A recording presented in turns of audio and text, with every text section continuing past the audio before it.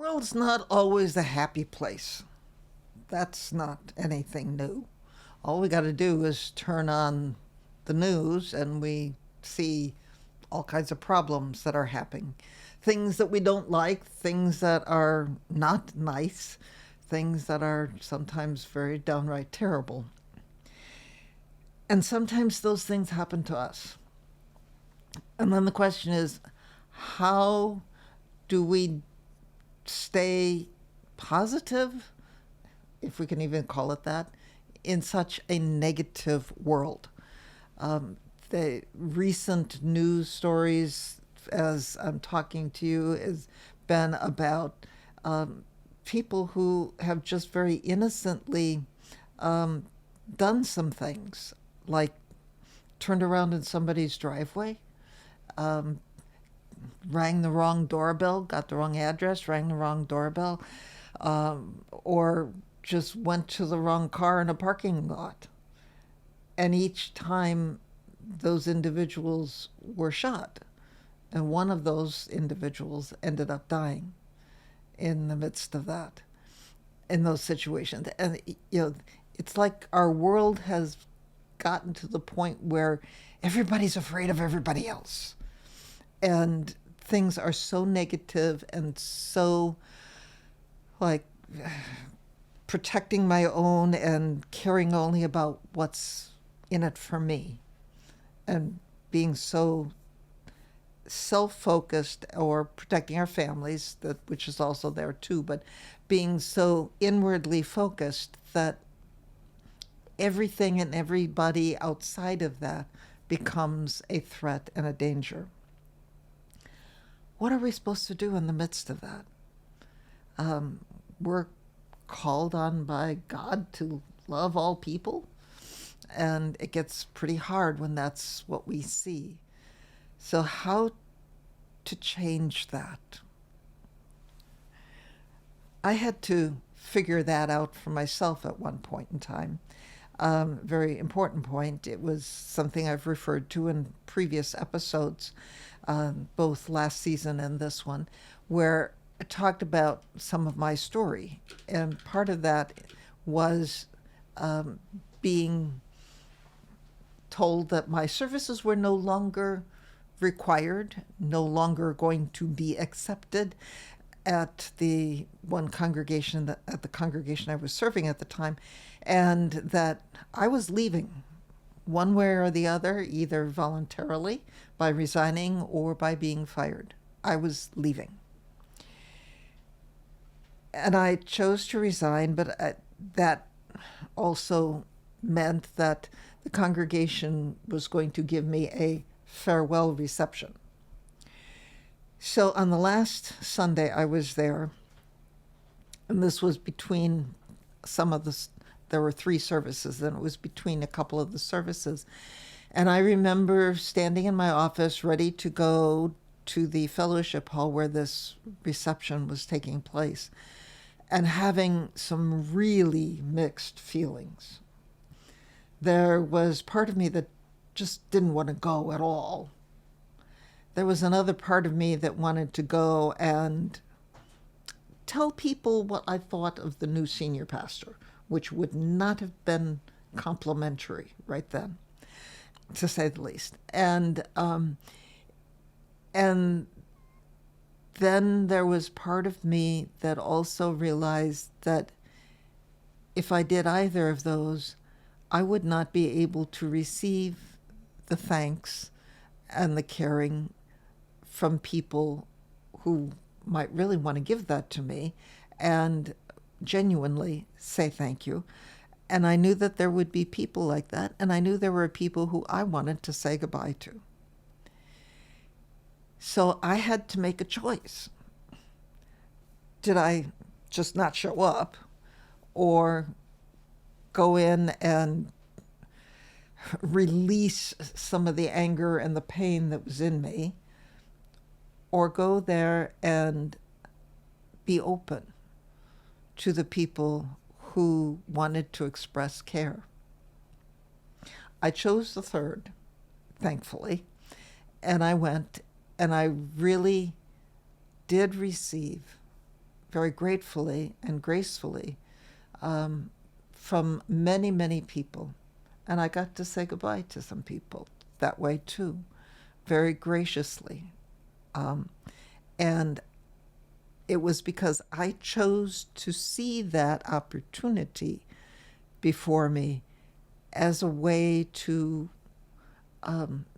receive as well as give thanks and gratitude. I wasn't really consciously thinking of it that way at that time, but in looking back at it, that's what was going on.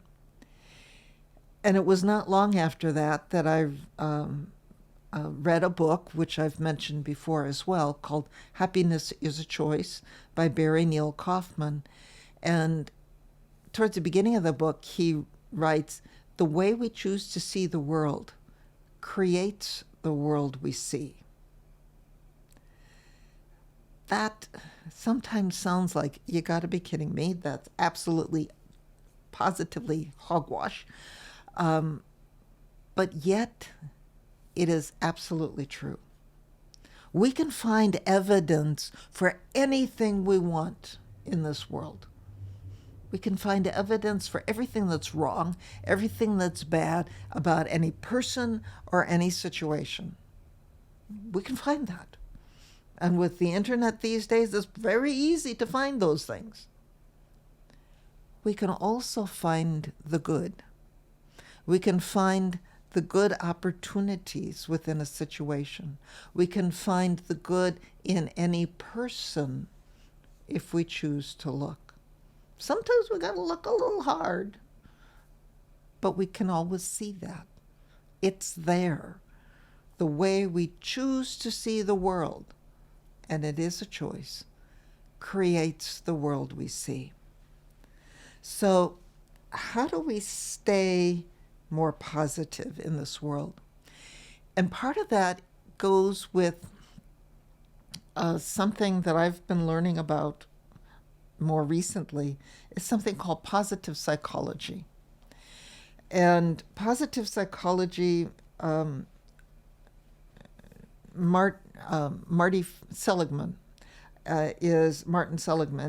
Dr. Seligman, is seen by many people as the father of positive psychology, which is basically goes back to 1998.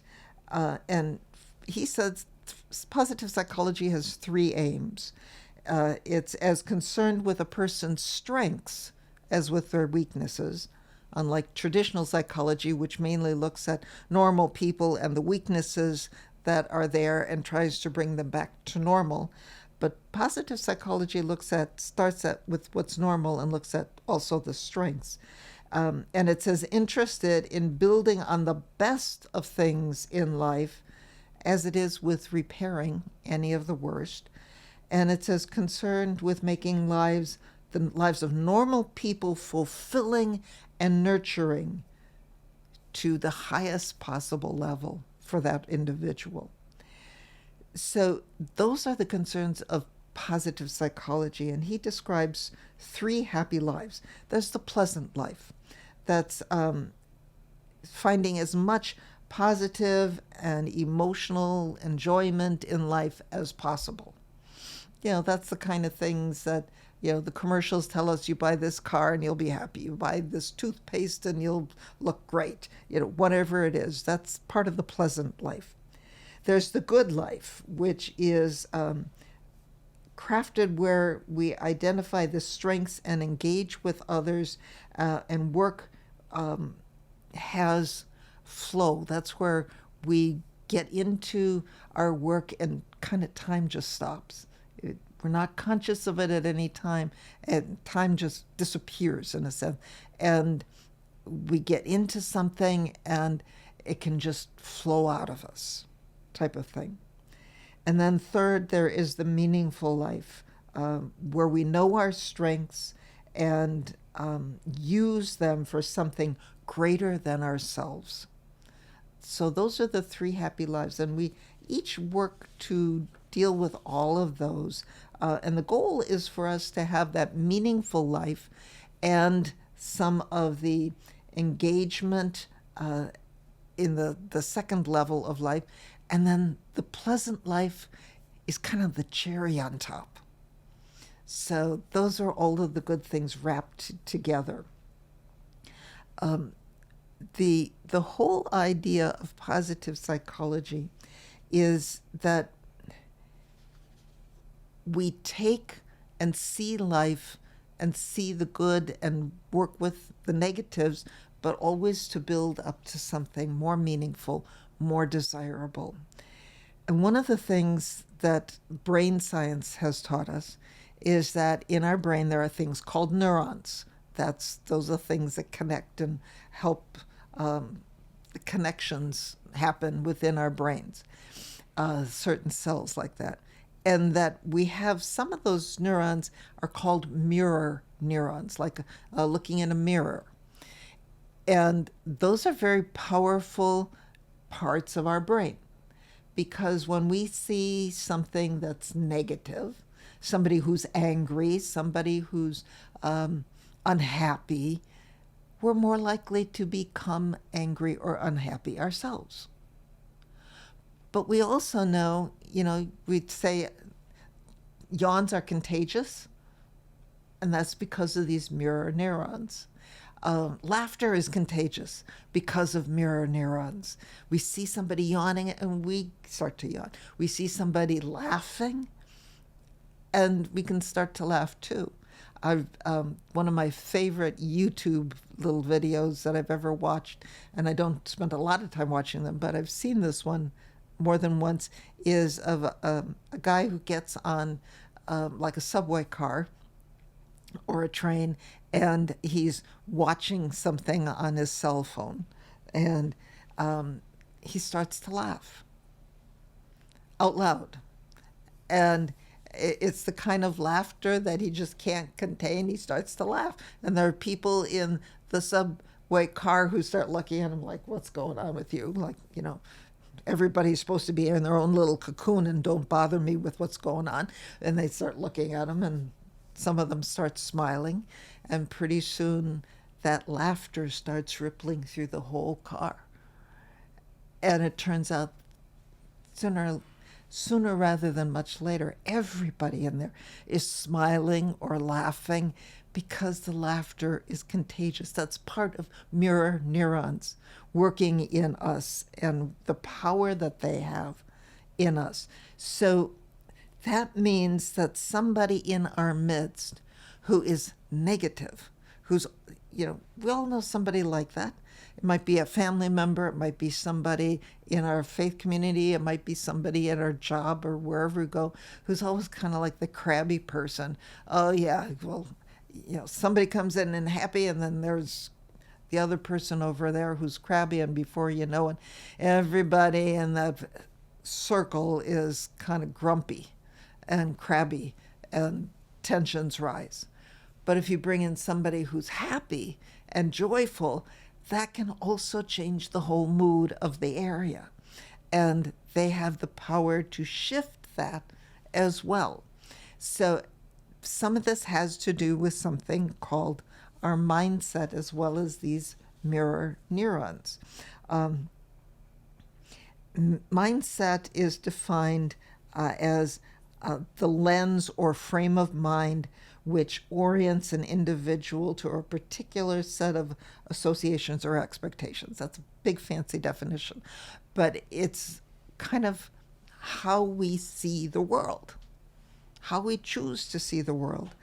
And Carol Dweck is somebody who's done a lot of work with mindset. She has a book called Mindset, in fact, and she's described two basic kinds of mindset. One is a fixed mindset, and that's the kind of person who withdraws in the face of challenge. They believe that the way something is the way it's always going to be. If it's been this way before, it's always going to be that way.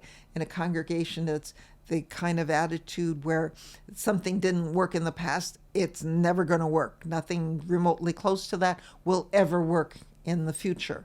Or that person is always the one who's going to complain about something. That's a fixed mindset. And that they see themselves as having fixed levels of skills and abilities. There's only one way to understand someone or something. The other kind of mindset is a growth mindset. That's the person who loves a challenge. That's the attitude of, why waste time looking smart when you can get smarter? There's always something more. This is the mindset that values teamwork. It's a way of seeing failure not as the absolute worst thing, but as an opportunity. It's an opportunity to get better and to do something more, to learn from that and improve. It's a mindset that sees people and personalities as changeable. Things can happen and change, and that every skill and ability we currently have, we can always grow in that. Now, the reality is we all have both of those mindsets. And we may have a fixed mindset about one thing, one area, and a growth mindset in other areas, and that kind of thing. So it's recognizing when we're seeing things as fixed and not movable, and that's just the way it is type of attitude, or seeing possibilities. And the thing is, we can change our mindset. So those are important things. One of the things Dr. Carol Dweck talks about is the power of yet. And she uses a description of a school where it was seen as a failure, a school that was totally failing in every aspect. And a new principal came in, and he brought in the idea of, well, that's where we are, but we're getting better. We're just not there yet. Not yet type of idea. And it opened up the way to more growth and more possibilities. And that school became a shining example in their district, from being a total absolute failure school to being a shining example that many schools have studied and go for. So what does this mean for us as a faith community and faith leaders? We have the power. The message of faith that we bring has the power to either criticize and judge people, to see people as fixed and unmovable, as always damaged, always sinful, whatever term you might want to use, or we have the power to bring in the grace of God and God's love to see it open and possibility for growth. And maybe, yeah, they're not the greatest in some areas. They're not there yet, but there's a possibility. And if we help people shift that mindset, we can be a positive influence, coming in with that sense of the mirror neurons. Help people mirror our positive attitude, our growth mindset. We need to have that to see what God can do through us and through the faith community that we're part of. That there is hope, there is more that God can bring through us. So to bring the shine the light of something positive on where we are, and not yet something even better. So being a positive force in a negative world, it's very possible. That's who we are called to be in the midst of all that is around us. And that's the power of God's love, being a positive force in a negative world. So go forth and be the positive, sharing God's love. And come back next week for another episode of The Tilted Halo.